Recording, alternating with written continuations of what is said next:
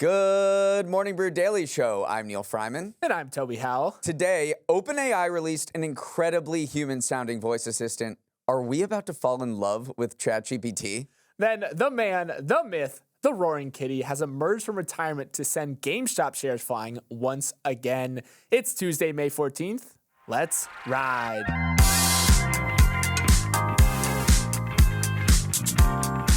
So the Social Security Administration released its annual list of the most popular baby names in 2023. And wouldn't you know it, Toby and Neal are number 1 and 2. Woo! Maybe in a few years. But actually, Liam and Olivia topped the list this year. It's no real surprise either. Liam has been on top for 7 straight years now, while Olivia has held the throne since 2019. Neal, looking through the rest of the top 10, any names stand out to you? I got 4 big takeaways here. The biggest riser, the biggest winner is Mateo, which entered the top 10, was the only new name in the top 10. It ranks 6th for baby boys, so shout out to all the baby Mateos out there. There was no big bump for Taylor at all, despite Taylor Swift's huge 2023. In 1993, it was the 7th most popular name for girls. Now it's number 261, and it hasn't bumped up at all recently. And then randomly, Khaleesi has so much staying power. 5 years after Game of Thrones ended, it hit its peak in 2018. 562 girls were named Khaleesi, and last year it was 400, so just a slight drop off. And final takeaway, there's just so many more names now than there were in the past. In 1973, there were 14,000 distinct names given to babies. 50 years later, in 2023, there were more than double that, 29,000. So there's just a huge more pool of baby names. Parents are getting a lot more creative naming their kids. My predictions, the WNBA kicks off tonight. Caitlin is going to be on the rise. Now let's hear a word from our sponsor, the Wendy's Cinnabon Pull-Apart. Now, I've had some people ask me if the Cinnabon Pull-Apart is more of a morning or an evening thing. And to that I say, don't let such a petty thing as the sun govern your internal sweet treat instincts. A sweet treat transcends time and space. There's no AM or PM, morning or night. There's just ooey gooey cinnamon sugar dough. We all have that little voice inside that knows when we need a little pick-me-up. Mine happens to be talking to me constantly, which is why I have to do marathons and bike races and whatnot. But hey, you gotta listen to yourself. Today feels like a morning sweet treat for me. And if you feel the same, head to a Wendy's near you or go to wendys.com/morningbrew. By the way, some of you have been tagging us or sending us emails of you ordering it. We love that. Keep it up. All right, let's dive in. GameStop turned back the clock like Lakers LeBron and went on a run like it's 2021. At one point, the famous meme stock jumped 119% and trading was halted for volatility multiple times yesterday. It ended the day up 74% with a market cap of $9.3 billion. Why? It wasn't a solid earnings report. It didn't suddenly figure out how to make brick and mortar game shops popular again. Nope. All it took to set off this rally was one tweet from the man himself, Keith Gill, aka Roaring Kitty. Roaring Kitty was the bandanaed cult hero behind the first meme stock craze that culminated in a hearing before Congress, a movie made about him called Dumb Money, and an eventual slip into obscurity as he decided to take his family away from the public eye. But for whatever reason, before the market opened on Monday, Roaring Kitty decided to post a meme of a guy leaning forward in his chair. That means things are about to get serious. And that was all the masses needed to once again send GameStop pumping. What year is it? How did this happen again? Here we go again. So I was looking at my group chat yesterday. My friend texted at about 2 or 3 p.m. Why is GameStop going? What's going on with GameStop right now? And I had to say, realistically, this is what happened. I just wrote, Keith Gill tweeted. I mean, the power of this guy to move this particular stock is insane. Nothing happened with this company. It's still in dire straits. It's not doing well. And all he had to do was tweet a picture, and it gained billions of dollars in market cap.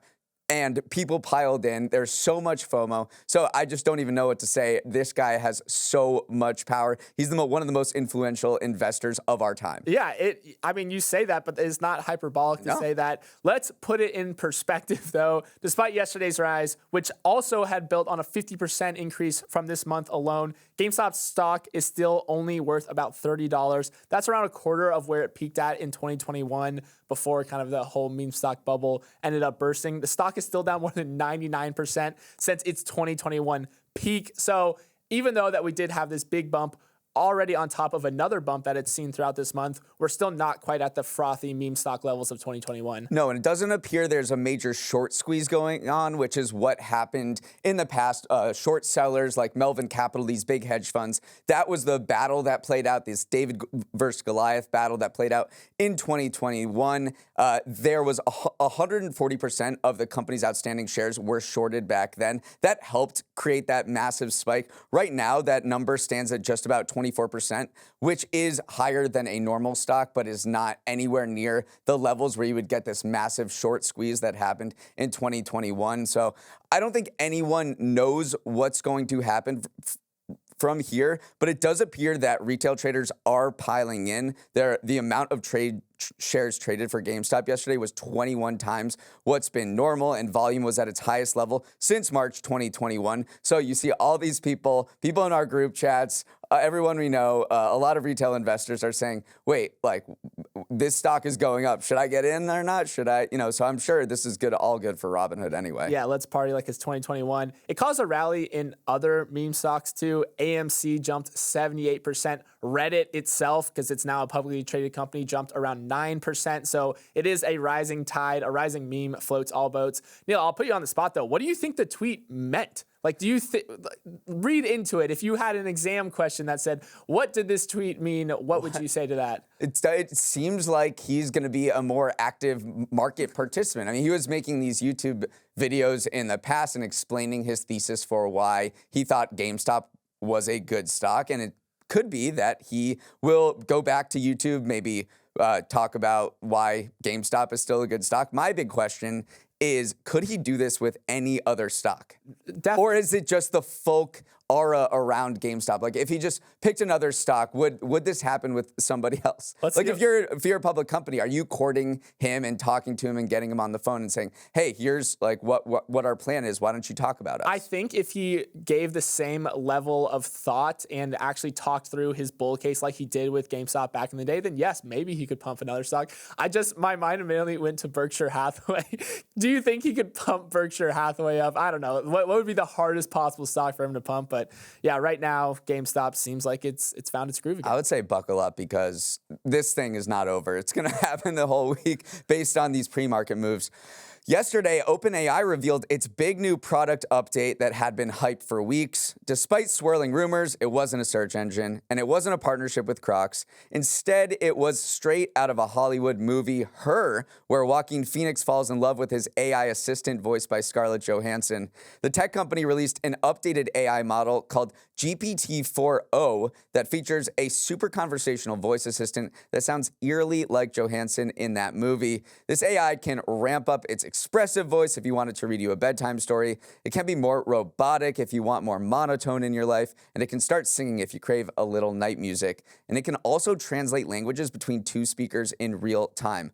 OpenAI said the assistant was not inspired by Her, but CEO Sam Altman did not get the memo because he tweeted Her after the event and also said it's his favorite movie.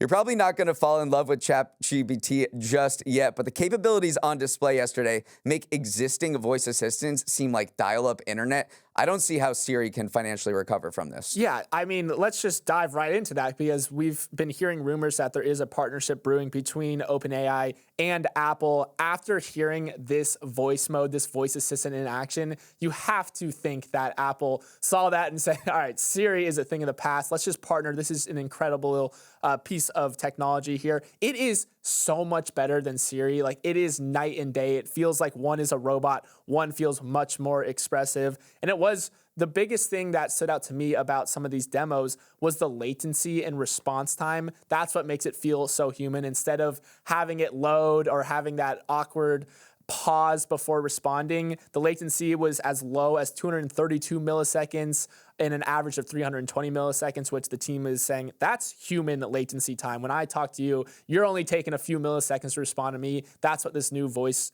chat assistant can do. Huge unlock right there. I think it's also a shot across the bow, not just to Siri or Google Assistant, but also to these hardware makers that are trying to create AI-first hardware, like the Humane Pin and Rabbit R1, because this thing can do a lot of what those companies are trying to do: recognize images, have a conversation with you and respond to voice prompts. But this thing can do it so much better than they can. Those were horrible. I mean, Marquise Brownlee said they were some of the worst products that he's ever reviewed. So for all this talk of moving AI to an AI-first hardware, maybe we're just looking at what AI-first hardware is, and it's your phone. Right. We said that in our conversation about that, is that it felt like an app, but it also just feels like something that if that Apple partnership comes to fruition, then it is something that will just be contained within your phone. Another demonstration that showed the phones using the phone's camera function to show the AI model a math problem or something like that, a coding problem,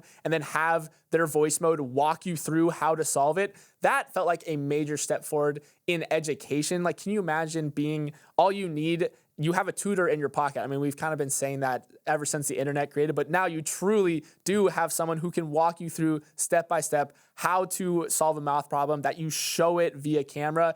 It did have like this very magical feel and made you bullish about the future of education as well. Okay, but why is it so sexy? I know. Yeah, that was, I mean, you say that, but people on Twitter were saying why the voice does come off across as a little more sultry than necessary. And the team was just saying, like, we tried to make it sound as human as possible. There are other voices as well. We didn't model it after Scarlett Johansson, but it was genuinely a concern. It's like the voice comes off a little more sensual than you want it to. So yeah, you're right on that account.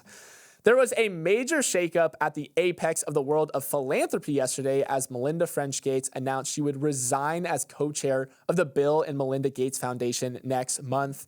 It comes almost 3 years to the day after the two announced their divorce and is the second high-powered decoupling of charitable initiatives from ex-husbands after Mackenzie Scott fully separated her charitable ventures from Jeff Bezos back in 2019. As part of the announcement, Melinda said she would receive $12.5 billion for her charitable work going forward, saying in a statement that it is a critical moment to protect and advance women's rights around the world. The Bill and Melinda Gates Foundation is huge. It's doled out $77 billion worth of grant payments since its founding almost 25 years ago, and it currently has around $75 billion in assets under management. And now it's reverting back to just the Gates Foundation with Bill as the sole chair. This is a big shakeup. Yeah, if you're in the philanthropy world or the nonprofit world, whatever happens at the top of the Gates Foundation, or the Bill and Melinda Gates Foundation, soon to be just the Gates Foundation, is huge. It's going to impact everything that you do. Look, reading between the lines, you can say anything about their personal relationship, and we have no idea what that is. But they did have distinct philanthropic visions as well. They both focused on certain areas. Melinda was way more focused on gender equality and minority access in the United States and around the world. Bill was far more focused on health outcomes in developing countries. So there might be a different thinking in terms of where they want to spend their money, and that might have led to this split as well. Right, and then this is not coming out of the blue either. When they divorced, they did say that they'd allow themselves sort of a trial period to feel out if they could continue working with each other at the Bill and Melinda Gates Foundation. So it was a little bit telegraphed. We are coming up to the end of that trial period, and I think you're right. I mean, Melinda definitely sees the current moment where like the world is heading as a very crucial moment for women's rights around the world. I mean, you just look at the rollback of Roe v. Wade in the United States. So maybe she did feel like it was time to really take her money and do with it what she wants to do with it. It also comes as the Bill and Melinda Gates Foundation did rejigger their strategy in general towards how they dole their money out. It used to be they were criticized for being a little too prescriptive, a little too top-down, especially with their education initiatives. But now they're kind of giving the money to these organizations, getting out of the way and saying, you do with it what you please. So a lot of things have been changing around this foundation. And that might have been influenced by Mackenzie Scott, who's given out $16.5 billion in philanthropy when she divorced Jeff Bezos. She got 4% of Amazon stock and has been using that to give away so much money. And she kind of shook up the world of philanthropy by giving these foundations a blank check and was just saying, here's money. I'm going to explain where I'm putting this money, but you really do what you want with it, which was a break from what has done in the past. So Melinda French Gates and Mackenzie Scott are some of the biggest forces in philanthropy right now that are going on their own. Up next, how the heck are we running out of Sriracha again? If you've got a bottle of Sriracha in your fridge, use it sparingly. No squirts more than necessary on those eggs. If you must have spice, pivot to Cholula. That's because Huifeng Foods, the maker of the most popular version of Sriracha, told distributors last week that it's stopping production until at least September, sparking fears of a shortage. If you're feeling deja vu, no need to get your head checked out. Sriracha experienced severe shortages last summer too, and other supply snacks have halted production at least 3 times since 2020. This has been a persistent problem for the brand. So what's the issue this time? Huifeng said that the jalapeno peppers it uses for the sauce were too green to proceed with production as it is affecting the color of the product. And those jalapenos are pretty much the entire shebang. 78% of every bottle of Huifeng's Sriracha consists of pureed red chili peppers. Okay, my question for you, Toby, is this. Other companies make Sriracha. They use chilies. And you're not hearing a peep about any production problems. Is this a Huifeng specific problem? Yeah, if I'm a customer of Huifeng, I'm a little upset here. One, because Neal keeps pronouncing my product as Sriracha instead of Sriracha. But the decision to halt production of its Sriracha sauce has been its 3rd since 2020. How does this keep on happening? And I think the last time people kind of took it in stride and said, hey, you decoupled from your old supplier. You're working out some supply chain kinks, but now here we are years later and we're still having the exact same issue over and over again. Some people were taking to social media and saying, I think it's a gimmick at this point. They're trying to drive artificial scarcity. Every year they're having the same exact shortage issue, but then when I go to the store, I still see bottles there. So people were trying to dig deeper here and say, it can't just be a supplier issue. You must have figured it out by now. But I do think that people are getting a little bit fed up at this point with Huifeng. Yeah, so you mentioned this supplier issue, and this seems to be the root of the problem. It had this really long relationship with a company called Underwood Ranches, which grew their jalapenos, and they had a 3-decade-long amazing relationship. But that broke down in 2017. There was a really nasty legal battle. A jury awarded Underwood Farms $23 million in damages. They separated a few years ago, and it seems as though Huifeng has not been able to find another supplier for its jalapenos because it's true. A bunch of other companies make Sriracha, including Underwood. He started a rival Sriracha brand, but he's saying, I have plenty of jalapenos. What's going on here? And the only brand that is not able to get this supply that they need is Huifeng. And other Sriracha companies are doing perfectly fine. So it does appear like this is a complete own goal by them because they haven't been able to find a reliable supplier after that long relationship broke down. Every year, too, other brands do capitalize on this almost yearly supply chain issue. Tabasco launched an entire website dedicated to helping people find Sriracha substitutes. And then also, you're right, Underwood Ranches launched its own competing product as well. So it's probably not a grand conspiracy as much as I'd like it to be. They don't have sufficient backup suppliers, and there's also just like the lack of rain in Mexico is something that's very hard to get around. So even though I wish it was some marketing stunt engineered to create artificial scarcity, I do think it's just a simple supply chain issue. Where there are safe medical procedures, there will be cheaper and more dangerous knockoffs. We've seen it with medical tourism, we've seen it with plastic surgery, and we're seeing it again in the $8 billion cosmetic dentistry industry. And I'm going to dig into that for today's edition of Toby's Trends, where I take a scroll through the internet to find a trend you should know about. Today's trend is all about viral veneer techs and the illegal procedures they are conducting. Veneer techs are people who take a paid course, print out a certificate, then invite people into their homes to apply fake veneers to their teeth at way below market rates. The Cut talked to one woman who wanted an icy white smile, so she found a veneer tech who goes by Princess and booked an appointment for a set of 20 composite veneers for $1,500. They had already started to fall out on her drive home, and in a few days, a dozen had detached. Apologies for anyone who's ever had that teeth falling out nightmare, but that's pretty much what happened. Neal, this trend encapsulates so much of modern day social media culture. The pursuit of pearly white teeth you see on red carpets, the cottage industry that pops up to support those desires, and the secondary cottage industries that pop up to quote unquote certify the people doing the work. It's trendception here. Great trend, Toby. It is trendception. One of the veneer tech virals videos that went viral was not just the people getting them, but the people who were getting certified. Some guy said, hey, I took this 2-week class and now I'm a certified veneer tech. And people were like, what? Are you able to do that? Because you're not allowed to do it unless you're a licensed dentist. And I don't know, learning about this veneer stuff was alarming and very interesting. Apparently, there are 2 types. There are these porcelain kind, which require you to shave down teeth a decent amount to put them on. Those are the ones that last 10 to 20 years. And then there are these cheaper versions, composite bonded veneers that are less invasive and you don't have to shave your teeth down all that much. It appears that the veneer tech quotes, in quotes, are doing this more composite, cheaper variety, and it's leading to all kinds of problems of these teeth falling out and they're just not lasting as long. Plus, healthy people who have, pretty healthy teeth don't necessarily need them at all. Right. And then also veneers are just having a moment in general. The Cut wrote another article that referenced the author was watching The Golden Bachelor and was like, whoa, every single pair of teeth I see here are just very pearly white here.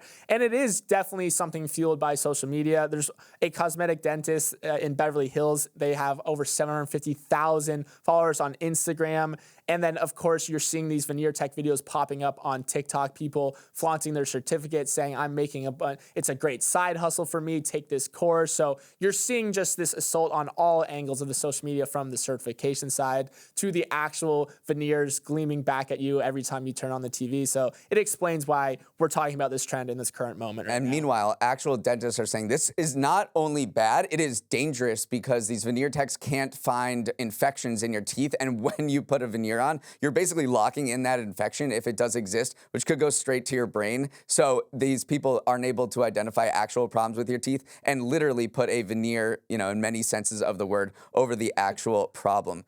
Finally, here's an anniversary worth noting. 20 years ago this month, the documentary Supersize Me was released. Yeah, I know, we're old.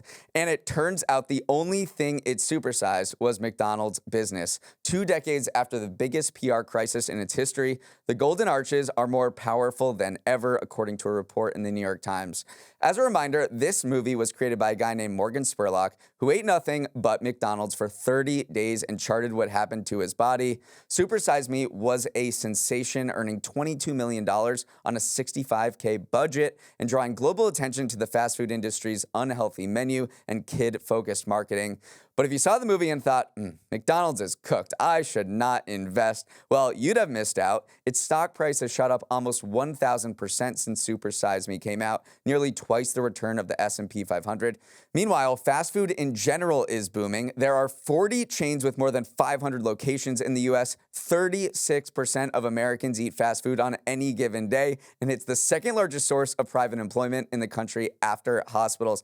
Toby, it's clear that Morgan Spurlock never stood a chance. McDonald's won. Let's go back to the time when Supersize Me was released. I distinctly remember being in 6th grade. It was one of those days where the computer turned off the lights, rolled out the TV, and we watched it. It felt like a very big cultural moment. It was a very big cultural moment. Awareness was raised. These alarm bells were sounded. There's these nightly news segments that were covering it, and it was a very big deal. But then if you just zoom out, McDonald's is up 1,000% since then. You're right. Fast food is more popular than ever. McDonald's has 42,000 global locations. And it was just a combination of a lot of the marketing that McDonald's did around that time. Remember, they were marketing very aggressively to children. A lot of those children are in their millennial stage. They are those older millennials at this point. So they have very good memories associated with that marketing that was tied to their childhood. So just a relentless wave of consumers have remained committed to the fast food industry despite that documentary coming out. Going back to what happened during that documentary and the discourse around it is fascinating. I mean, look what happened to this guy's body. So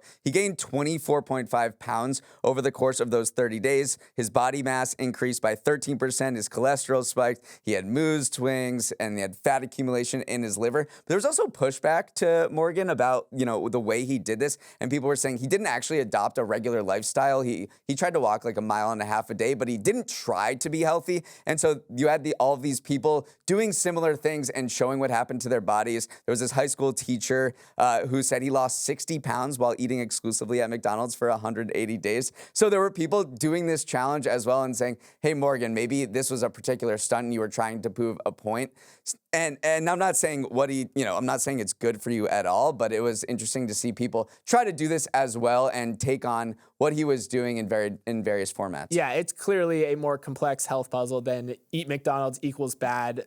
There is more to health than just your diet as well. I do just want to zoom out to how McDonald's has maintained its relevancy, because the one thing that did come out of that documentary is the marketing to children did tone down a lot. A lot of consumer groups saying, hey, if you are marketing to kids, 9 times out of 10, it's probably something that is bad for the kids themselves or bad for people in general. So now, how has McDonald's remained relevant? They've really hit on celebrity marketing. And again, that doesn't sound very revolutionary, but the way that McDonald's approached it, remember the Travis Scott menu was one of the first celebrity meals that came out, where it essentially said, look, celebrities, they're just like us. They have a fast food order too. When the Travis Scott menu debuted, it doubled the sales of Quarter Pounders in the first week because everyone wanted the Travis Scott menu. They've since done more partnerships going forward. So that's kind of how they've maintained their cultural relevance in an era where they don't market as aggressively to children. And now their big problem is they've got it too expensive. So the going ahead, sales have boomed for the past few years, but in the past quarter, they've really slowed down as people are getting hit with inflation. So the next step for McDonald's needs to get back to that cheap aura that they had in the past, and it looks like they are going to be releasing a $5 value meal coming up. So that you have to look forward to. Man, I'm feeling nostalgic for those late turn the lights off movie days, and hopefully children these days know what I'm talking about. That is all the time we have for today. Thanks so much for listening, and have a wonderful Tuesday. Call us, beep us if you want to reach us. Send an email to morningbrewdaily@morningbrew.com. Let's roll the credits. Emily Milliron is our executive producer. Raymond Liu is our producer. Olivia Graham is our associate producer. Uchenna Ogu is our technical director. Billy Menino is on audio. Hair and makeup is Hoarding Sriracha. Devin Emery is our chief content officer, and our show is a production of Morning Brew. Great show today, Neal. Let's run it back tomorrow.